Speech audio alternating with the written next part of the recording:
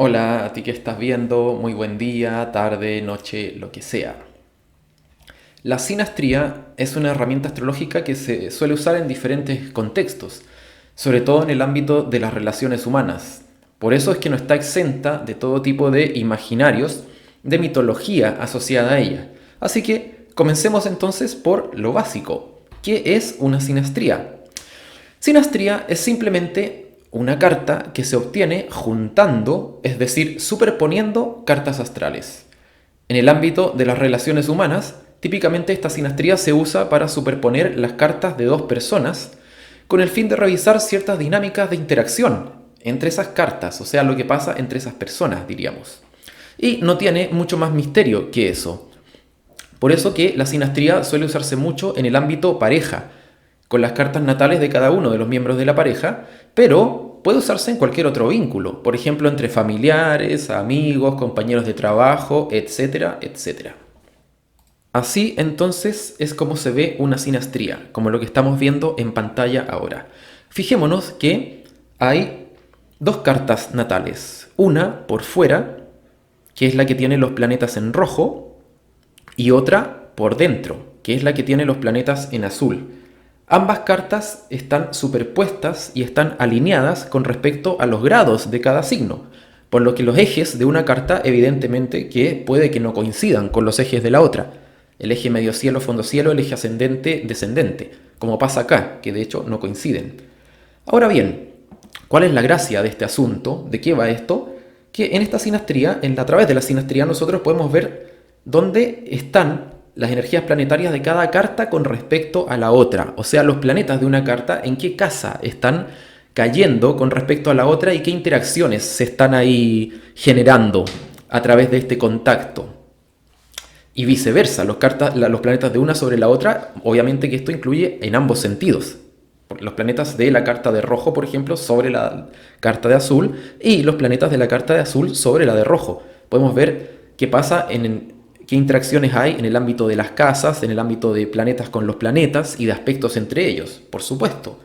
Veamos un par de ejemplos. Si nos fijamos, las lunas de ambas cartas están prácticamente en conjunción, con muy poca diferencia. La luna de la persona de rojo está cayendo en la casa 2 de la persona de azul, que ahí es donde tiene su luna. A su vez, de vuelta, la luna de la persona de azul está cayendo sobre la casa 10 de la persona de rojo. Ahora, si nos fijamos, esta misma luna de la persona de rojo está formando una cuadratura casi exacta con el sol de la persona de azul, que este sol de azul está en la casa 6. Si vamos a ver en grados, tenemos que el sol de la persona de azul está a los 23 grados de Capricornio con 22 minutos, mientras que la luna de la persona de rojo está a los 24 grados con 5 minutos de Libra. O sea, es una cuadratura casi exacta. A su vez, podríamos también decir que acá hay un contacto bastante evidente, notorio, interesante, porque el Saturno de la persona de rojo cae en conjunción con el Sol de la persona de azul y sobre su casa 6, porque ahí está el Sol. A su vez, este Sol de la persona de casa 6 cae sobre la casa 3 de la persona de rojo. Y así podríamos seguir hablando de estos contactos, ya sea por conjunciones como las que son bastante evidentes acá hay otra, Mercurio-Urano, por ejemplo, o por aspectos y ver qué vinculaciones hay entre estas dos cartas. La pregunta evidente entonces es, ¿qué información me puede aportar la sinastría a través de todo este entramado? Antes de responder, tengamos muy en cuenta que para leer una sinastría hay que tener bien asentada la lectura de una carta natal primero. Esto es evidente, es esencial. ¿Cómo vamos a leer dos cartas superpuestas si ni siquiera hemos integrado lo básico para leer una? Es bastante lógico. Más aún, mientras más profundidad de lectura de una carta natal individual tengamos, es posible que menos sorpresas veamos en la sinastría. ¿Por qué? Porque en la carta natal individual ya hay mucha información. Por eso lo adecuado es entrar en la sinastría una vez revisadas a fondo las cartas natales de cada persona, para recién después de eso ir agregando otros detalles que podemos profundizar a través de la sinastría. Dicho lo anterior, ahora sí veamos. ¿Qué nos muestra la sinastría? Lo que nos muestra la sinastría entre dos personas son las posibles dinámicas que se activan o que se dinamizan, valga la redundancia, cuando estas personas entran en una interacción que se sostiene en el tiempo. Por ejemplo, en una pareja. Lo que se muestra en esa pareja es la dinámica química energética que se va desplegando, que se va activando, que se va moviendo en la relación. Y también el potencial alquímico de esta dinámica a través de una mejor observación de aquellos aspectos que se van a ver potenciados, que se van a ver resaltados o tensionados en el vínculo con la otra persona. Nos ayuda a ver qué efecto tiene la configuración de una persona sobre la otra. Y qué cosas saltan al escenario en ese juego que se va armando a medida que estas personas van interactuando, que esa pareja va interactuando. O sea, dicho en simple, ¿qué posibles interacciones pueden darse cuando se junta quién yo soy y quién puedo ser con quién tú eres y quién puedes ser? Por ejemplo, si el sol de la carta de mi pareja queda en la casa 8 de mi carta, entonces es posible que ese sol arroje luz, ilumine lo que hay en mi casa 8.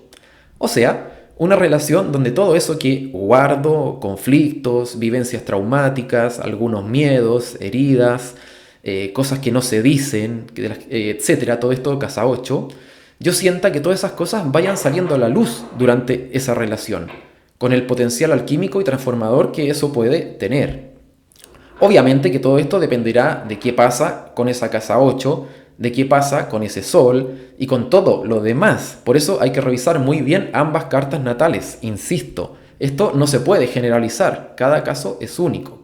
Las cartas natales hay que verlas primero para entender qué es lo que se está vinculando, qué es lo que se está moviendo allí. Veamos otro ejemplo. Si Urano de la persona A, pensemos en una persona A y persona B.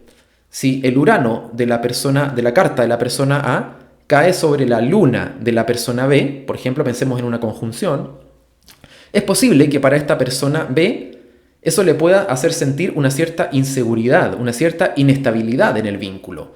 Quizás no se termina de sentir segura en ese vínculo. O tal vez podría animar a esta persona B a abrirse a dejar la comodidad de lo conocido, de lo familiar, que eso es la luna, y soltarse un poco las trenzas, como decimos en Chile. Despeinarse un poco, experimentar nuevas posibilidades, nuevas formas de vincularse, que esto es muy de Urano. Todo esto obviamente va a depender del signo de la luna, de la casa en la que esté, de cómo vive esa persona lo lunar, de su grado de conciencia, de su cultura, de sus programas inconscientes, de muchas, muchas cosas. Por lo que, nuevamente, no podemos generalizar y hay que verlo caso a caso. Y ahora, del otro lado, o sea, de vuelta, es posible que la persona A sienta apoyadas sus tendencias extravagantes, excéntricas, sus impulsos a salirse de lo normalito, a salirse de la normopatía, allí en los ámbitos donde se despliegue ese Urano, porque ahí es donde está la luna del otro. O quizás perciba que con los impulsos de familiaridad, de lo que es cómodo para la persona B, esta parte de la persona A se sienta encajonada, se sienta restringida en alguna medida. Porque la luna lo que tiende a hacer es desplegarse, es buscar lo conocido, buscar lo que nos es cómodo.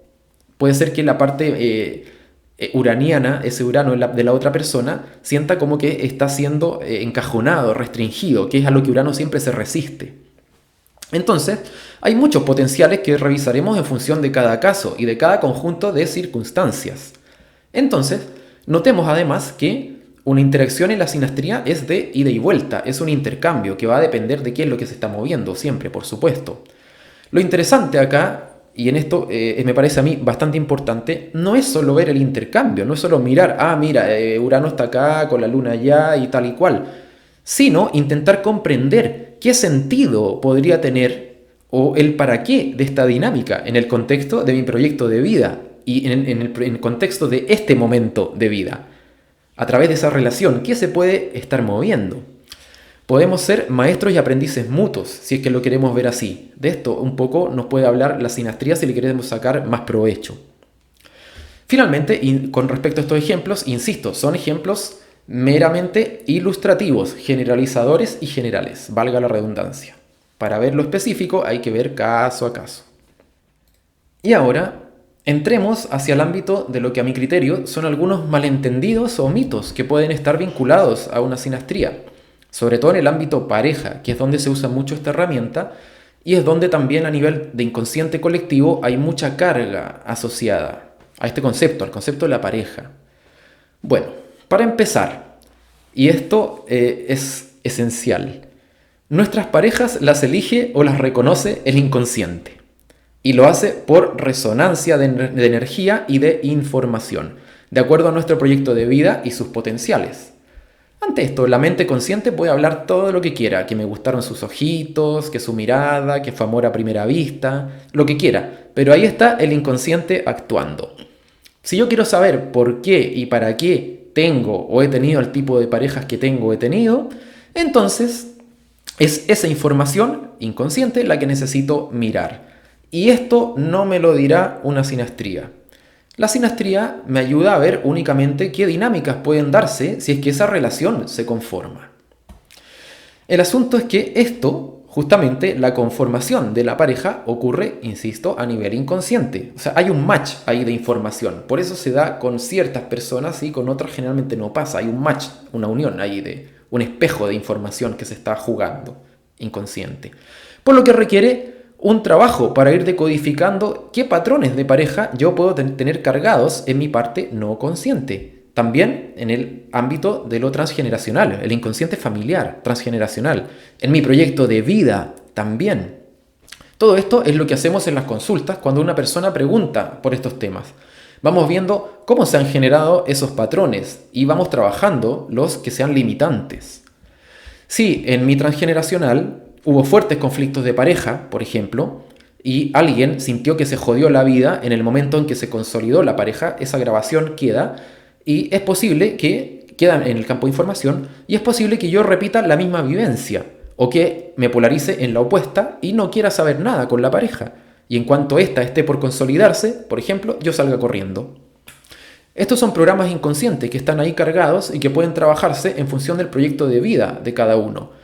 Además, con la carta natal en mano, vamos revisando qué sentido tiene toda esta configuración, para qué está ahí, cómo se le puede reformular, se puede editar, se puede transformar, se puede darle la vuelta a estos patrones. ¿Y qué se necesita para ello? ¿Qué puntos hay de desbloqueo? ¿Qué puntos hay para trabajar esto? Entonces, cuando trabajamos con ambas herramientas a la vez, con la carta natal, la astrología y las herramientas del ámbito de la decodificación biológica y transgeneracional, es cuando podemos tener gran facilidad para revisar estas cosas. Por ejemplo, veamos un ejemplo un poco general, pero para que se entienda algunas dinámicas. Supongamos que hay una pareja donde se juega mucha energía acuariana, uraniana, que está muy fuerte esa energía en las cartas de los miembros de la pareja. Entonces, hemos de notar que esta configuración se expresa en una necesidad de corte, que genera un vacío, una cierta distancia incluso en el vínculo, que busca ser llenado con algo distinto, nunca con lo mismo. Es como una discontinuidad que impulsa a una novedad constante. Urano muchas veces la psique humana lo vive como cuando alguien le aprieta el botón reset a la computadora, como una especie de reinicio, un corte, que deja un espacio que busca generar algo nuevo, algo no visto, o algo, aunque tenga una gotita de diferencia, que no sea exactamente igual, que la tenga.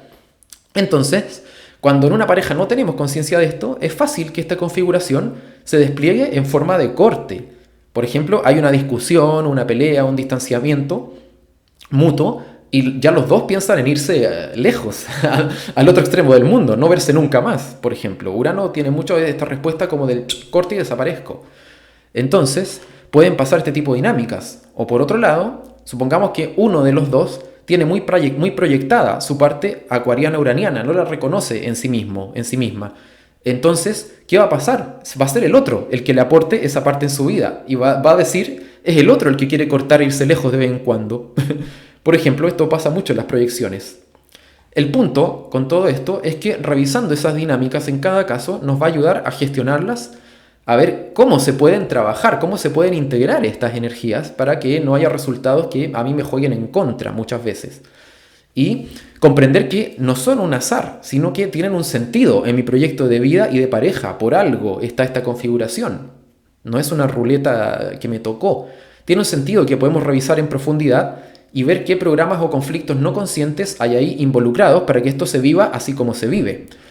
La mayoría de los conflictos de pareja tienen su base en estos programas inconscientes, lealtades familiares y patrones. No consciente, todo esto, no me canso de decirlo. El otro mito, a mi parecer grande como el Titanic, es el tema de la compatibilidad de pareja. Entendida esta como que viendo una sinastría podré saber qué tipo de relación será, si tiene futuro o no, si durará o no, si es el amor de mi vida o no, y todos estos mambos que vemos por ahí. Y aquí voy directo al grano. La sinastría no tiene nada que ver con esto. No confundamos los niveles interpretativos.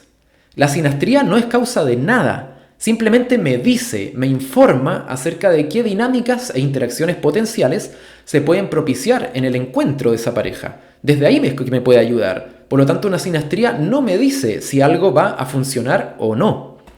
¿De qué depende el flujo de la relación entonces? Bueno, pues obviamente de cada uno y de lo que vayan construyendo.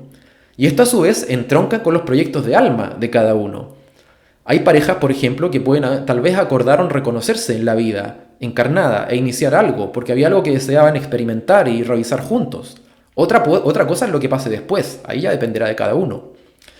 ¿De qué depende todo esto de que la pareja fluya entonces? Depende también del momento que cada uno esté viviendo en su proyecto de vida, un proyecto que está siempre en movimiento y que no es fijo. No seremos los mismos ni estaremos en los mismos ciclos de despliegue de nuestro proyecto a los 18, que a los 30, que a los 60. Depende también, sobre todo, de nuestro nivel de conciencia con el que gestionemos los programas, estas lealtades familiares inconscientes y otros patrones activos que pueden bloquear o limitar las posibilidades en las relaciones de pareja. Esto es muy importante. En la medida que repito y repito patrones que no me gustan y no sé por qué, es una señal clara de que hay un programa inconsciente activo ahí que se está ejecutando. Esta es la señal muy clara. Por ejemplo, si soy mujer y siempre me atraen hombres casados con los que no puedo llegar a formar pareja, tal vez estoy repitiendo la historia de algún ancestro o estoy ejecutando un programa de nido imposible, que así es como se llama. ¿Qué quiere decir este programa? Que trato de formar una pareja y un hogar, pero siempre hay algo que no resulta. Esto es bastante común. Todo esto se revisa en las consultas. Desde la carta, desde la decodificación biológica transgeneracional, trabajamos con estas herramientas para ver qué programas están activos ahí. Que todo esto se juega a nivel de inconsciente personal, familiar, transgeneracional, de otros tiempos y espacios, etc. Cualquier lado puede estar todo este tipo de cosas. Y como vemos, en la pareja entonces confluyen una buena cantidad de factores y se van a dar casos donde podemos ver una gran armonía en la carta de sinastría, según estos manuales, los libritos tipo recetas de cocina, así bien deterministas. Van a decir que son posiciones ideales, una buena compatibilidad armoniosa, y sin embargo la pareja termina separándose y no perdurando. O por el contrario, sinastrías que supuestamente no tengan ese patrón o que evidencien mucha tensión, mucha distancia energética, y puede pasar que la pareja termine consolidándose. Entonces, hemos de tener mucho cuidado con eso. Además, con otra cosa que hay que tener mucho cuidado es con los criterios que aplicamos para hablar de éxito o de fracaso de una pareja o de un vínculo.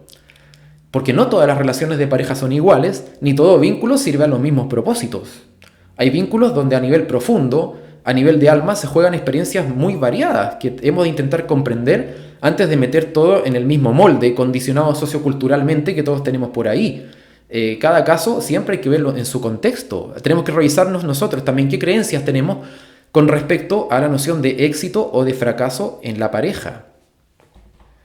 Y por si esto fuera poco, a lo largo de la vida también acumulamos muchas creencias respecto a la pareja que están programadas desde la familia, desde el sistema educativo, desde la cultura, que siempre es muy bueno que nos las revisemos,